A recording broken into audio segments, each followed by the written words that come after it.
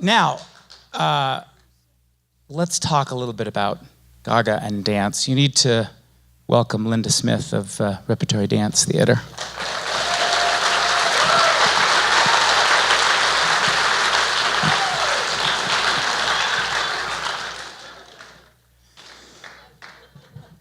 Linda will dance. Okay, I want to start with, we'll talk about the particular dance here in a minute. How do you describe, Linda, Ohad Naharin's influence on movement and dance? How do you describe that? He's world famous. He's influenced people who dance professionally, people who don't dance professionally. He has kind of re-given us permission, I think, to find pleasure. And when I invited a former member of his company here to choreograph for us, Noa Zuk, and hold classes, not in technique. I called it technique. I was criticized. It's not a technique. It's a language, and you have to prepare the body to do the choreography, but also to prepare the body to develop that connection, that mind-body-spirit connection. And we all had that when we were little. And when I grew up in dance, I connected with my senses and my imagination, and through exploration and improvisation. And the Gaga material kind of was a circle, and reconnected with those ideas. Find that pleasure, find the capacity to enjoy and explore movement in its fullest. And so he kind of gave the world, again, permission to be sometimes childlike, naive, not just learn steps and shapes and poses, but explore with your senses, your capacities. Did absolutely. I answer your question? It did indeed. I actually want to, after the dance, we'll talk a little bit more about that. Tell us about By the Snake. This is a piece we invited Noa Zuk. She had performed and taught with Batsheva for about 12 years. And she and her husband, Ohad Fishof, who is a composer, came for a summer in 1914, and they taught Gaga classes. You mean 2014? What did I say? You said 1914. You see, I'm still in the 18th these dancers century. Live a long time. We do. Yeah. Sorry. Oh, thank you. They know what you meant. Sorry. 2014. This is the 21st century. Oh my God! Yeah. I didn't realize that. But they came for a summer, and we started exploration, and then she created a new work called By the Snake. And you've seen a lot of dancing. Oh my goodness, aren't we filled?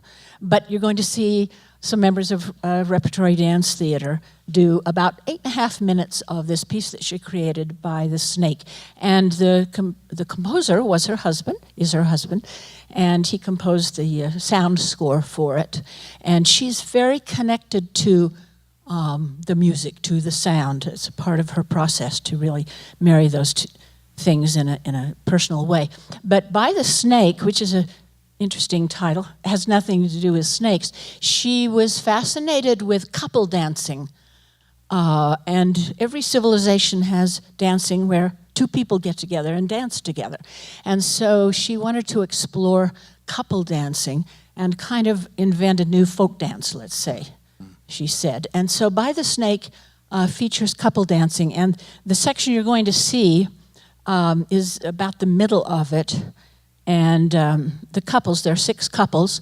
And in the dance, each couple kind of identifies, gets acquainted with you, and then they dance together. And the section that we're going to perform tonight is, we call it the jitterbug section. And it's just a little slice. But the dancers really had to prepare, as I say, in the classes. And I think after we're going to have a little conversation. Yes. Because it changed the dancers, and in a very wonderful way. And so maybe they can talk about that a little bit. Can't wait. Is that enough? It is. Good. Enjoy. By the Snake.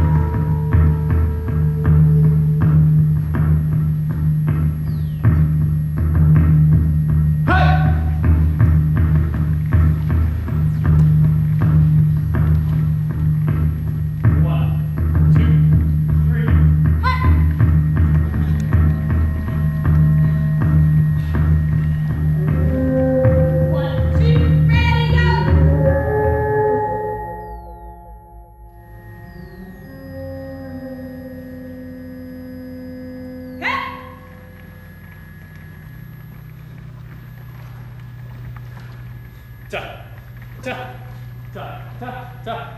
1, 2, 1, 2. 1, 2. 1, 2.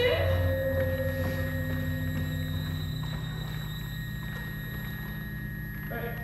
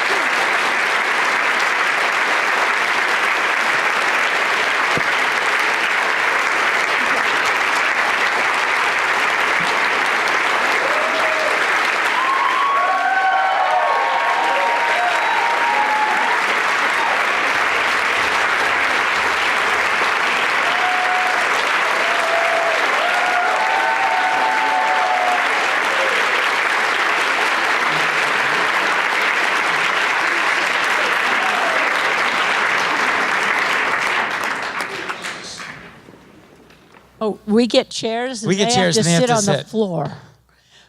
Because they can get up from the floor. Is that what it is? Yeah. Oh, good. Yeah. And we'll just be a few minutes, huh? Yeah, For the no, this is going to be, conversation? there are microphones here, by the way. We're hoping if you may have questions or comments, and dancers, we have microphones. In fact, I'm going to give these to you. You share that. Is this on yet? While we're getting ready, I've got a commercial.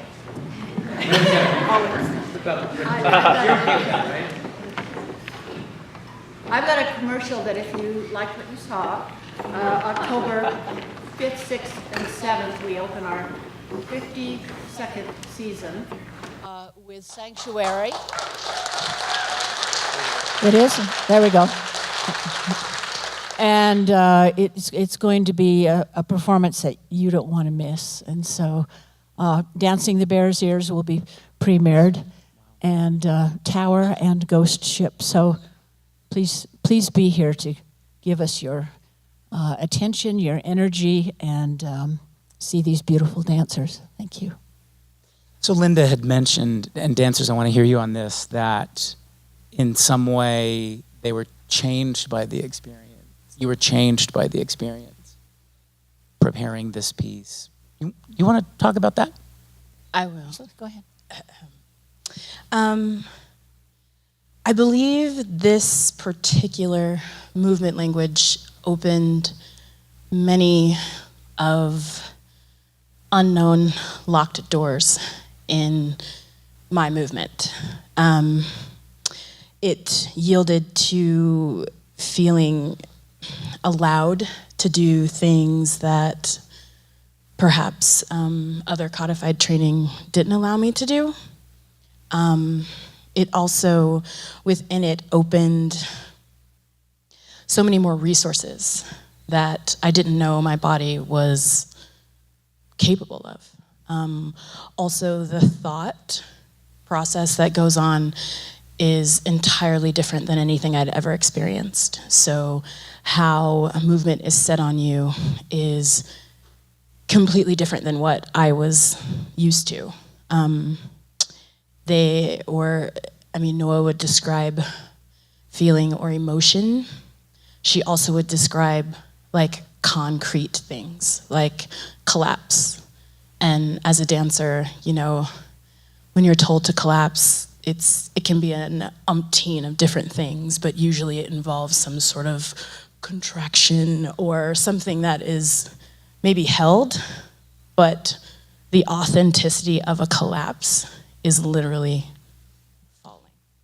Just as you saw kind of in the film, as he's like, no, fall, collapse. So being allowed to do those everyday things that everyone can do, and it actually being dance and being recognized as dance was kind of a pivotal moment, and it carries to all of the other things that we do as well.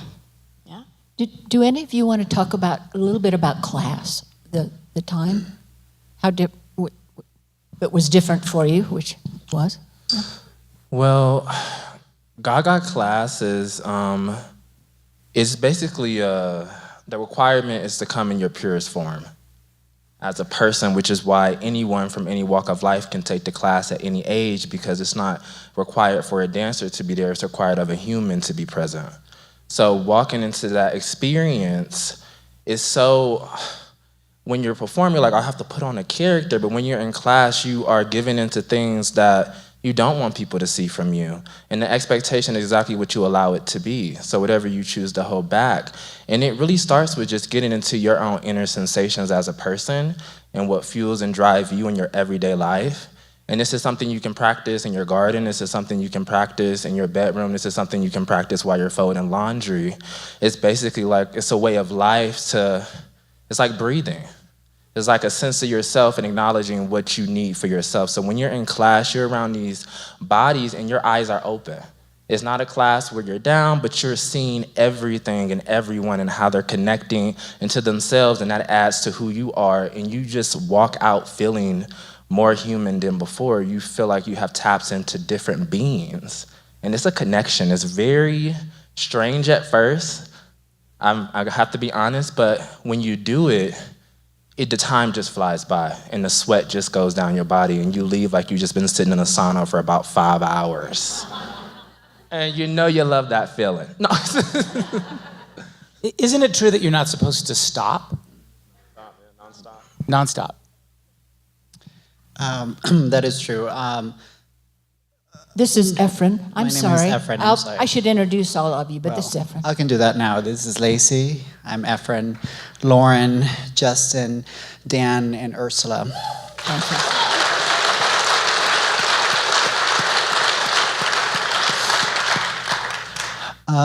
If you are familiar with the practice of being physically active in any class, you will walk into a room and would stand still, and then the instruction begins. Movement 1, movement 2, movement 3.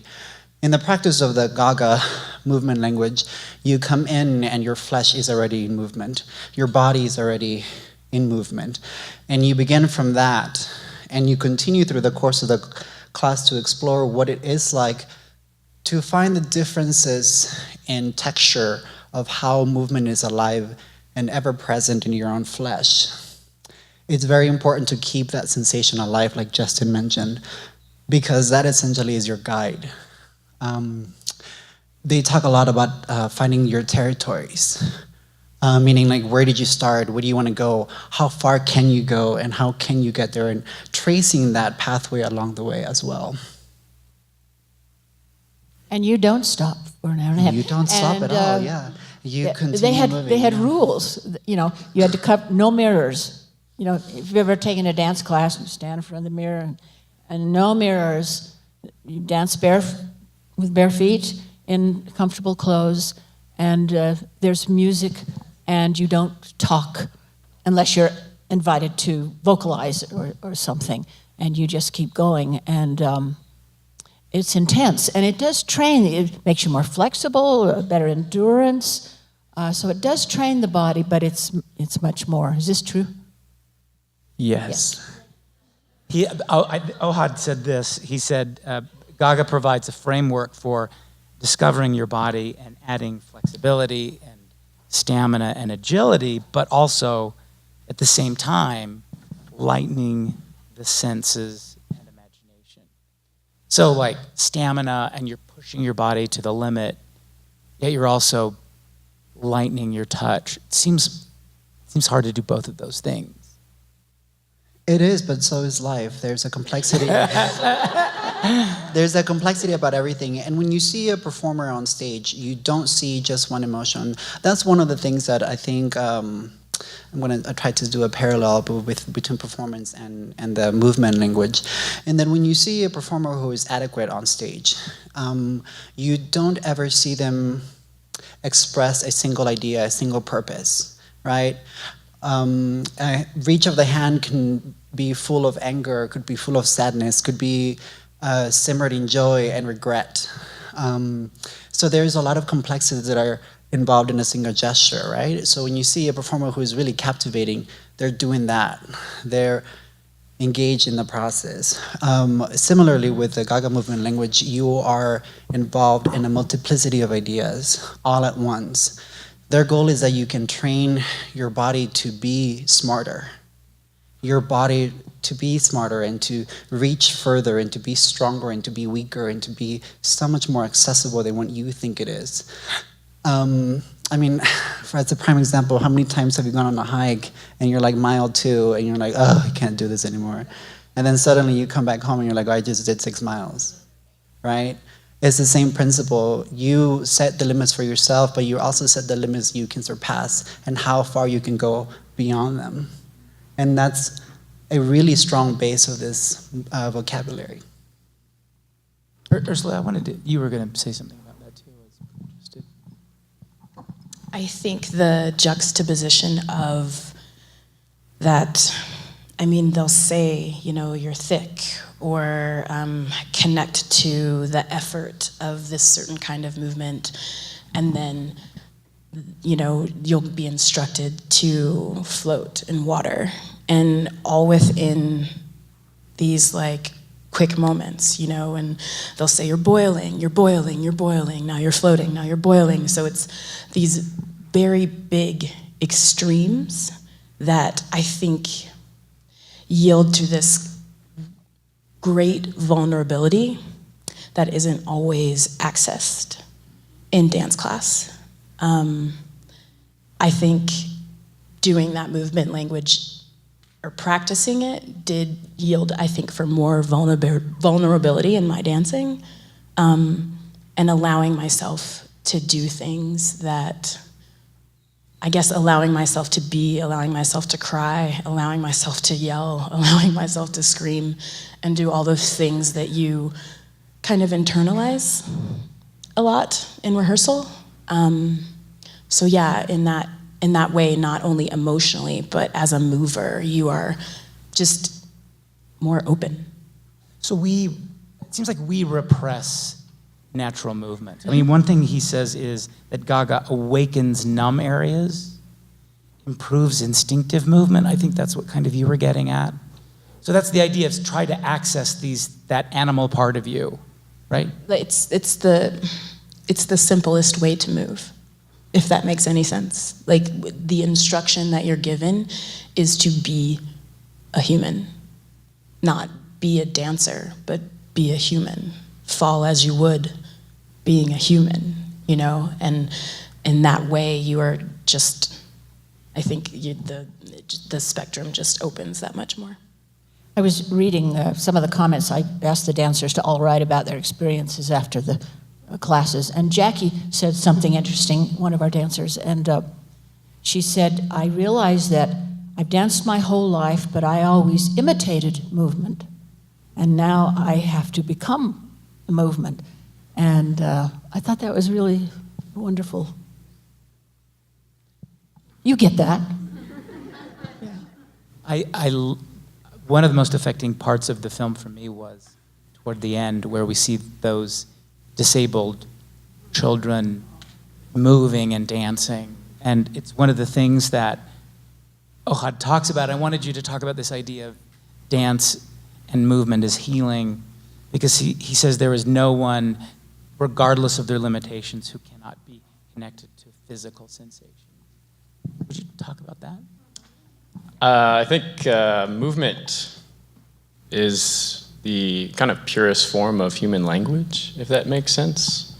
So everyone sitting in the audience tonight saw something happen on stage just now. They saw us moving, and within that movement and within this dance we just did, I'm sure you all connected at one point or another based off of body language alone.